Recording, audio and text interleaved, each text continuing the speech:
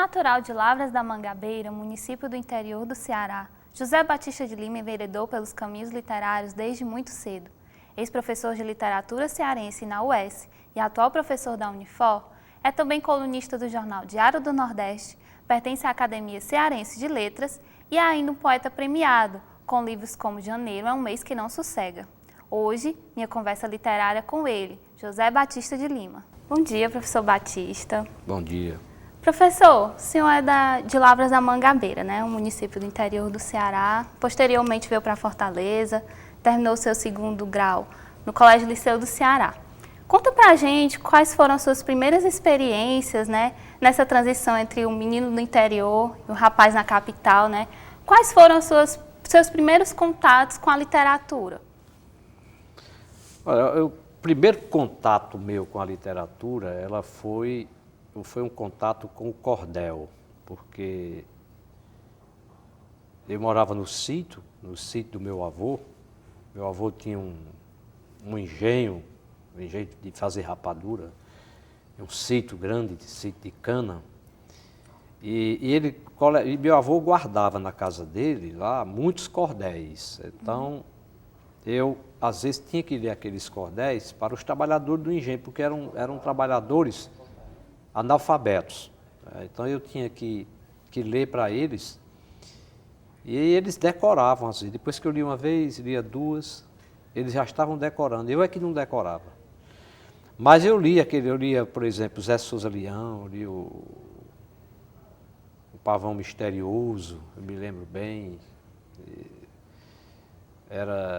Tinha vários. Meu avô tinha um monte de cordéis. Então, meu contato com a literatura, ela começou pelo cordel.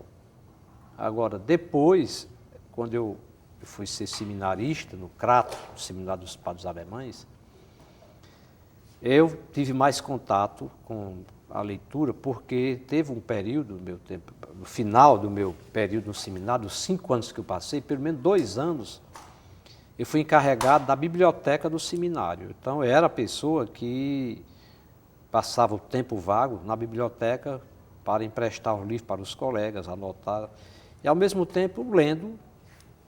E o seminário tinha muito tempo de leitura, a gente lê muito, sempre eu estava com um livro de cabeceira. Quer dizer, eu aprendi no seminário exatamente essa questão de eu estar sempre lendo um livro.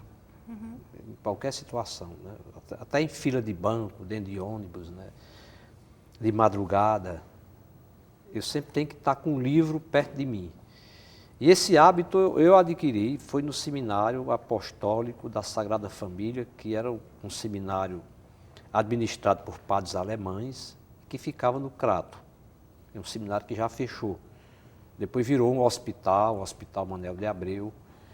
E lá naquele ambiente eu passei meus 5 anos melhores, que eu acho, da minha vida. Foi a melhor época, porque era só estudando e praticando esportes, né? Jogando bola, jogando vôlei, futebol. E ao mesmo tempo lendo, né? Li muito. Porque no seminário havia uma prática interessante. A gente, a partir do café da manhã, a gente tomando café, aqueles seminaristas, 200 e tantos seminaristas, todo mundo em silêncio, e ficava um deles em pé, assim, num pequeno palco, lendo um livro. Então, as nossas refeições todas do seminário, durante 5 anos, a gente estava sempre ouvindo alguém lendo. Então, eu, por exemplo, eu li Os Miseráveis, do Victor Hugo, mas eu não li Os Miseráveis, leram para mim. E às vezes a gente ficava até chateado quando o rapaz, o leitor, parava de ler para continuar depois, porque ia numa cena interessante, a gente queria que aquela leitura continuasse. E muitas vezes a gente se antecipava, tirava o livro na biblioteca, outro exemplar, e avançava na leitura, porque despertava. Então eu li. Dessa forma eu ouvia, como ouvinte, né, eu vi exatamente Os Miseráveis, do Victor Hugo, eu vi Otávio, um livro, um romance do cristianismo, Perseguidores e Mártires, A Cabana do Pai Tomás, Os Últimos Dias de Pompeia, Então, foram livros que leram para mim. E é uma experiência interessante, né? Porque depois, com o tempo, no seminário, eu me tornei leitor. Os dois, eu fui leitor também, porque era um privilégio você ler na frente de 200 pessoas, né? Então, todo mundo queria. Até porque o leitor, ele não estava almoçando, nem fazendo refeição, depois ia fazer lá no refeitório dos padres. Os padres saíam, a gente gostava de ler por isso. E eu li muito, lia, né, durante os 2 últimos anos de minha vida no seminário, fui como responsável pela biblioteca e também leitor para os alunos, e até para os padres também, que eram 2 refeitórios, tinha um seminário que lia para os padres. E isso me deu um gosto pela leitura. E de autores cearenses, quais foram os primeiros que o senhor teve contato? O primeiro autor cearense com que eu tive contato, eu acho que a maioria das pessoas, foi com José de Alencar. Então, cedo eu li o Guarani. Para mim é um dos maiores romances da literatura brasileira. E depois eu li, que eu acho muito bom, até parece com a Cabana do Pai Tomás, eu li o Tronco do Ipê, José de Alencar. Aí eu criei gosto. E eu li praticamente a obra de José de Alencar. Teve um livro de José de Alencar que me empolgou muito, que eu gostei muito, chamado Minas de Prata. São 2 volumes, é um livro grande. E eu li no seminário esse livro. Então eu li muito no seminário José de Alencar. Foi o autor cearense que eu mais li. E depois dele a Raquel de Queiroz, é evidente que são os 2 autores, né? Agora, depois que eu saí do seminário, aí eu peguei outros autores cearenses, mas esses 2, principalmente Alencar, eu li a obra de José de Alencar quase que toda, né? No meu tempo de seminário. Porque a gente tinha muito tempo para ler, né? Era o nosso... A gente ou estava jogando bola, ou estava lendo, ou estudando. Então eu era sempre leitor em todas as horas vagas. Professor, durante muitos anos você foi professor da cadeira de literatura cearense na Universidade Estadual do Ceará. Como professor, qual a importância que o senhor vê de estudar os autores da nossa terra? Olha, eu, como professor de literatura cearense, eu fazia tudo para que os alunos lessem pelo menos um livro. Você que foi minha aluna sabe disso, eu pedia que cada aluno lesse um livro de um autor cearense. Isso era imprescindível. Mas eu também sorteava livros de autor cearense, eu às vezes levava autores cearenses para a sala de aula. Eu fazia com que os alunos fossem entrevistar autor cearense. Então, eu criei uma espécie de... Eu fiz uma ponte entre a minha sala de aula da UES e os escritores do Ceará. Eu fiz com que houvesse uma aproximação do autor com o aluno. Então, meus alunos, eles conheceram muitos autores, entrevistaram muitos autores. E quando havia um lançamento do livro, eu fazia como promoção o seguinte: você vai para o lançamento, traz o livro autografado para provar que foi. Isso vale por uma aula, eu lhe dou a presença. Então, tinha aluno que ia. Eu muitas vezes encontrava em lançamentos de livro, encontrava alunos meus. Era uma espécie de incentivo, né? Era um incentivo. Então, eu consegui que alguns alunos tomassem gosto mesmo pela leitura. E hoje tem muitos deles aí, dando aula nos colégios particulares, no colégio do Estado. Até na universidade, né? Sim. Bom, em 1998, o senhor ingressou na Academia Cearense de Letras. Conta pra gente como foi isso. Como surgiu esse convite? Como foi? Eu sempre namorei com a academia. Eu sempre gostava de ir para a academia, mesmo sem ser acadêmico. Porque a academia é um ambiente onde os escritores cearenses se reúnem. E um local onde eu podia me encontrar com esses escritores. E eu gostava também das solenidades, porque eu sempre gostei de literatura. E a academia é um local onde se fala sobre literatura, onde se discute sobre literatura. Então eu ia.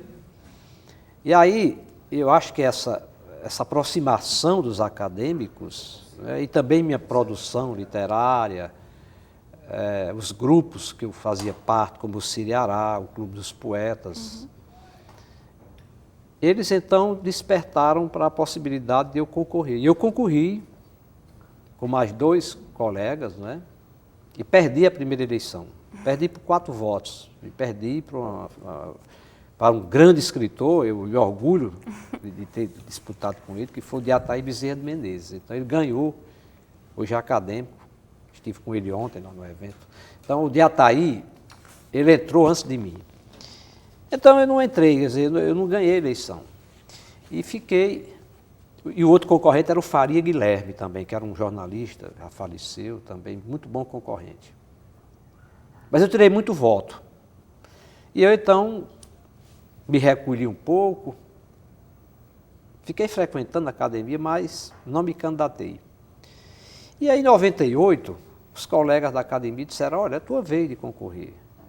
Porque tinha morrido o Luiz Sucupira, que era o ocupante da cadeira número 2. Concorra. Eu digo, não, eu tenho medo. Disse, não, pode concorrer. E aí eu me inscrevi e dos 39 votos, eu tirei 36. Foi assim. Evidente que alguns não votaram porque estavam doentes, né? Mas foi quase que unanimidade. E aí eu entrei na vaga, na cadeira número 2, e eu entrei na vaga do Luiz Sucupira, que foi até interventor do Estado, era um jornalista muito católico e professor. Eu entrei na vaga dele, em 98, na cadeira de número 2. Mas foi difícil. Há muito tempo que eu frequentava a academia e tinha amizade com os acadêmicos, até porque Lavras da Mangabeira, minha terra, ela tem o privilégio de já ter colocado 8 acadêmicos na Academia Cearense de Letras. Quer dizer, nesse exato momento, nós somos 3 lavrenses. Mas até pouco tempo que o João Clímaco estava vivo, nós éramos 4 lavrenses na academia. Então isso é interessante, porque Lavras sempre produziu muitos escritores, né? Além do fato de que Moreira Campos, mesmo não sendo lavrense, mas ele passou a infância e parte da adolescência em Lavras da Mangabeira. Também era acadêmico, né? Então a gente, depois de Fortaleza, a cidade do interior que já produziu mais acadêmicos para a academia, segundo consta, é Lavras da Mangabeira. Sim. E eu então ia lá para me encontrar com os lavrenses, né? Com os escritores. E desse namoro com a academia, com o ambiente, com as solenidades, eu terminei entrando para a academia. Peço licença ao professor, vamos dar um pequeno intervalo e voltamos já. Estamos de volta na nossa conversa literária com o professor José Batista de Lima. Professor, o senhor é mestre em literatura pela Universidade Federal do Ceará com a dissertação sobre Moreira Campos, que é um dos maiores contistas cearenses, né? Conta pra gente como surgiu esse interesse pela obra dele. Olha, eu sempre achei que um mestrado ou um doutorado aqui na nossa terra, ele tem que, em primeiro lugar, se preocupar com a nossa produção, com o nosso habitat aqui. Então, quando eu estava fazendo um mestrado, eu digo, bom, se é um mestrado em literatura, é bom que eu vá trabalhar com o autor cearense. E eu tinha uma curiosidade pelo Moreira Campos por alguns motivos. Um deles era o fato de ele ter passado muito tempo da vida dele morando em Lavras, né, na minha terra. Então, eu já tinha identificado em alguns contos do Moreira Campos situações assim da região, da cidade. E aí eu queria. E outra coisa, eu tinha curiosidade de Moreira Campos porque eu lendo a obra dele, eu via que o Moreira Campos começou a escrever em 1949, e Vidas Marginais, o nome do livro, né?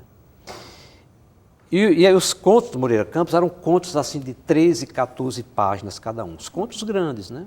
E os últimos contos que ele escreveu, que ele vinha escrevendo no meu tempo, ele ainda estava vivo, era de 1,5 página, 2 páginas, então eu vi que havia uma redução muito grande do tamanho dos contos.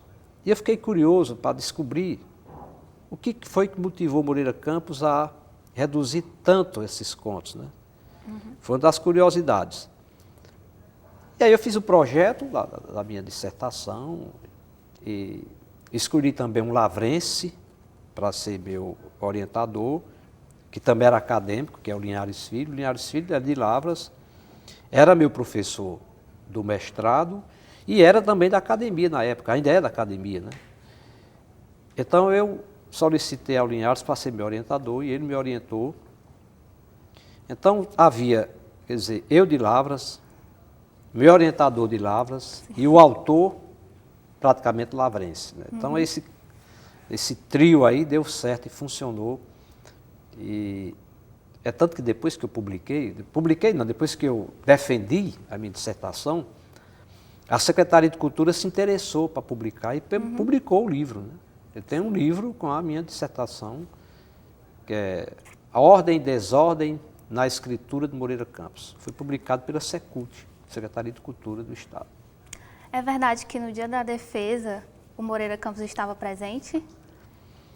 Eu, quando fui defender minha dissertação, eu era muito ocupado na época, né?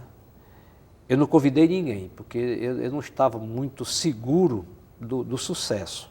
Eu fiquei com medo, né? Depois de 2 anos de pesquisa. Mas quando eu cheguei na sala da Interarte, lá na UFC, estava a sala lotada. Tinha em torno de 80 pessoas, muita gente, que é uma sala grande, né? E lá à frente estava já Moreira Campos, Dona Zezé, a esposa dele. Estava a Natécia Campos, alguns netos dele. Estava toda uma plateia que eu não queria que estivesse lá, porque eu estava com medo de não me sair bem, eu não estava muito seguro. E é uma banca exigente, né, de 3 acadêmicos, todos 3 da academia, todos 3 professores da UFC, todos 3 doutores, que era exatamente o Linhares Filho, o Sanz de Azevedo e o Carlos Dauge. Quer dizer, eram 3 professores da UFC e também 3 acadêmicos da Academia Cearense de Letras, que eu não fazia parte ainda da academia, eu ainda não era acadêmico. Então eu estava meio medroso, né? E não chamei ninguém. Como a defesa é aberta ao público, né, e anunciaram que eu ia defender, estava lotado lá. E eu tive, durante a minha apresentação, teve momentos que o Moreira Campos interferiu, porque ele não concordava com o que eu estava, algumas coisas que eu descobri, né? Como o senhor se sentiu na hora que ele Aí eu disse que provava, digo, olha, se você quiser eu abro aqui o livro, página tal. Quando eu fui dizer, por exemplo, a questão do dedo, né, tem muitos dedos na obra dele, 355 vezes a palavra dedo, em 140 contos, eu descobri que tinha uma conotação erótica. Ele não gostou muito disso, né? Até porque estava ao lado de Dona Zezé, da esposa do neto. E eu me propus a provar, digo, eu abro aqui o livro e mostro. Qualquer um dos contos que o senhor quiser. Mas aí a banca disse, não precisa, doutor. Aí eu mudei de assunto. Então, quer dizer, havia coisas, né? Por exemplo, o conto lá que o garoto sai de casa e vai para o prostíbulo lá em Lavras. Lavras não, ele não cita a cidade, né? E tem a iniciação sexual e vem, escorrega ao lado do cemitério e cai, fere o joelho. Eu identifiquei que podia ser ele na adolescência dele, né? Até eu disse particular antes para ele, né? Ele até que admitiu um pouco. Mas, na hora, para você dizer isso, era também complicado na frente dos meninos. Então, essa parte mais erótica, que ele tem na obra do Moreira Campos, há 3 vertentes, né? Que você pode trabalhar. Tem a questão do erotismo, bem visível, né? Tem a questão do apelo social na obra dele, e tem o que eu trabalhei, que foi a questão estilística, que é o que eu queria saber, né? Mas você não pode trabalhar um assunto desse esquecendo totalmente o outro. Tem que alguma coisa, às vezes, transparece, né? Mas deu tudo certo. Depois ele me parabenizou. E foi uma amizade, assim, importante na minha vida, foi a minha amizade com Moreira Campos. Porque Moreira Campos, ele teve a grande inteligência de publicar os livros dele, todos, em editoras do sul do país, do Rio de São Paulo. Então, a obra dele circulava. Nós lançamos nossos livros aqui em Fortaleza, por editoras locais, e elas não têm uma distribuidora que leve esse livro para fora. Os livros ficam aqui encalhados. Ele, acho que prevendo isso, ele lançou até pela José Olímpio, que era editora assim, famosíssima na época, né? Então, eu acho que isso foi um mérito do Moreira Campos, né? Além do fato de ter feito uma literatura do mais alto nível, é um dos melhores contistas da literatura portuguesa, não estou nem falando brasileira. Um dos melhores contistas que nós temos em língua portuguesa é Moreira Campos. Agora vamos falar um pouco das suas obras, né? O senhor é um escritor premiado, com livros como Janeiro é um Mês. Que não sossega. Isso mesmo. E alguns de seus livros foram livros paradidáticos, tomados como livros paradidáticos no Colégio de Fortaleza, né? Como O Sol de Cada Coisa. Exato. Como é que o senhor se inspira para escrever? Quais são as suas inspirações? A inspiração, tem gente que diz que não há inspiração, né? O João Cabral dizia que o escritor, ele tem transpiração e não inspiração. Já eu acho que a gente tem que ter 50% de inspiração e 50% de transpiração, de trabalho. Dividir meio a meio. Mas o que me inspira mais é o seguinte, eu acredito que o que mais me inspira é a própria leitura. A leitura de grandes clássicos, né? Eu acho que quem quer ser escritor precisa começar com a leitura. Então, eu sou, antes de tudo, eu não me considero um escritor, um poeta, eu me considero um grande leitor. Eu gosto muito de ler, eu leio muito. Agora, depois que eu leio, é que de repente eu estou lendo aqui uma obra e aí vem aquele tchan, né? Aquele lance, né? Sim. Escreve, principalmente a poesia. A poesia é uma coisa que é momentânea. Se você não aproveitar esse instante, que houve o estalo, que eu chamo de inspiração, você perde o poema. Às vezes até dormindo você tem um sonho. Já aconteceu muito isso comigo, tem um sonho. E aí você fica com preguiça de se levantar para escrever o que sonhou, a inspiração. Não, de manhã eu escrevo. Perdeu. Você tem que levantar, ir lá do birozinho e botar no papel. Isso já aconteceu comigo. Às vezes um sonho, um pesadelo. E aí você se acorda e está se lembrando, corre e escreve. Então, eu acredito muito na inspiração.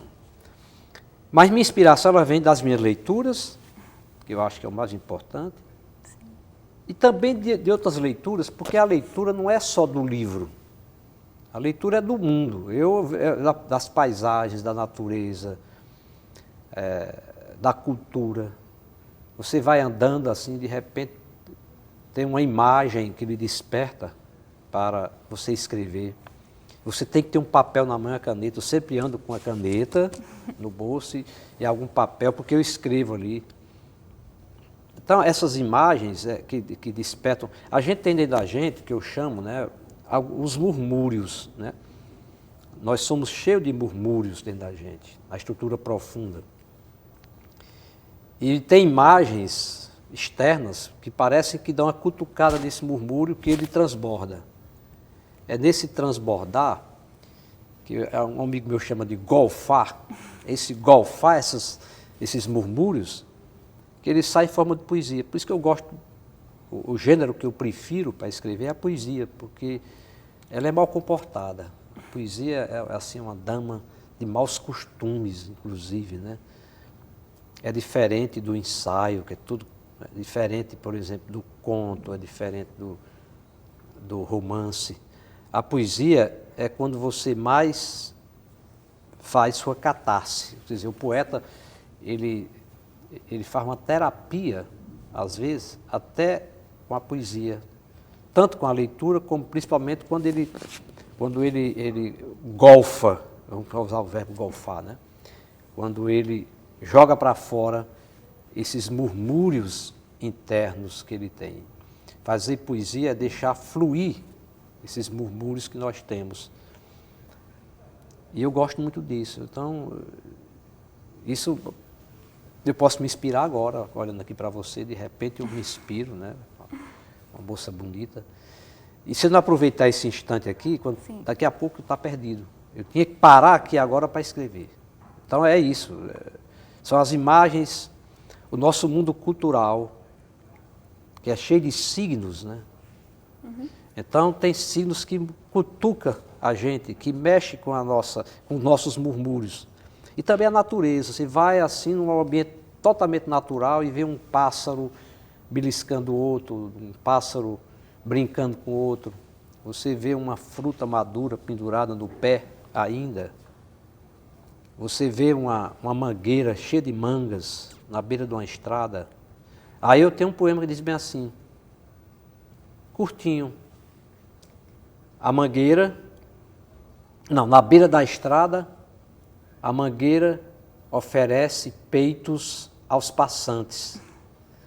Porque naquela adolescência você vê aquelas mangas penduradas, mangas rosas ali da mangueira. Aí você... Eu já vi isso, o que é isso? São peitos pendurados. Então a mangueira não está oferecendo mangas, está oferecendo peitos aos passantes. Então é essa coisa de você mexer com a linguagem, de você procurar a infância das coisas, a infância das palavras, a infância do mundo, é que isso se transforma em poesia. Para mim, o grande lance é fazer poesia. O senhor já foi um estudioso de Moreira Campos, estudou outros autores cearenses e agora, como eu citei anteriormente, seus livros foram adotados para serem estudados em colégios da capital. Como o senhor enxerga isso? Se o senhor já estudou tanto e agora está sendo estudado? Essa pergunta você tinha me feito, eu nem tinha respondido, né? Mas interessante. Você, quando vê o seu livro ser estudado num colégio, você se sente assim dividido, né? Como se pedaços seus estivessem nas mãos dos alunos, né? Porque o livro, ele é muito representativo da gente, é como se fosse o corpo da gente que está lá. Então é muito gratificante. Aqui nós tivemos, por exemplo, que eu saiba, o Colégio Batista utilizou um livro meu, os alunos do Colégio Batista. O Colégio Militar, um professor aplicou um livro meu. Aqui na Universidade de Fortaleza, teve um professor que aplicou meu livro. O Colégio Maria Esther, lá na Serrinha, aplicou meu livro. Então, um colégio de Maracanaú, um curso em Maracanaú, foi lá, inclusive, aplicou meu livro. E isso é importante porque você sabe que está sendo útil para a leitura, para a iniciação à leitura. Você se torna conhecido, pelo menos na sua terra. Eu não sou conhecido lá fora, mas eu já sou mais ou menos conhecido aqui no Ceará. Isso já é muita coisa, porque eu defendo a ideia de que você, primeiro, tem que pintar o seu quintal para depois pintar o resto do mundo, né? Então, eu ainda estou pintando o meu Ceará, né? Estou pintando minha Fortaleza, pintando minha terra, né? Lavras. Às vezes vou dar palestra em Lavras para os professores, foi agora no começo do ano, 500 professores. Lá tem 32 escolas municipais. E a secretária me convidou e eu fui lá, Nenezinha Mangueira, uma grande secretária. E eu dei uma palestra para os professores já pela segunda vez. Então eu sou chamado para ir para os colégios falar, para a própria UES eu já fui, aqui na Unifor, na UFC, na academia, falar sobre leitura, sobre literatura. E isso já é uma consequência do que o pessoal lê de mim. O fato de eu ganhar prêmio literário, eu já ganhei prêmios literários aí. Sim. Então, para mim é um lucro que eu estou tendo da minha insistência em publicar, da minha insistência em escrever. Reconhecimento, né? E ao mesmo tempo um reconhecimento, né? Se bem que eu acho que podia, mas o escritor cearense podia ser mais reconhecido. Se, por exemplo, os colégios do Ceará, de Fortaleza em especial, eles exigem do aluno a leitura de 4 paradidáticos durante o ano, um para cada bimestre, né? São 4 livros. Eu acho que devia ter até uma lei municipal obrigando os colégios a, entre esses 4 livros paradidáticos, colocar pelo menos um de autor cearense.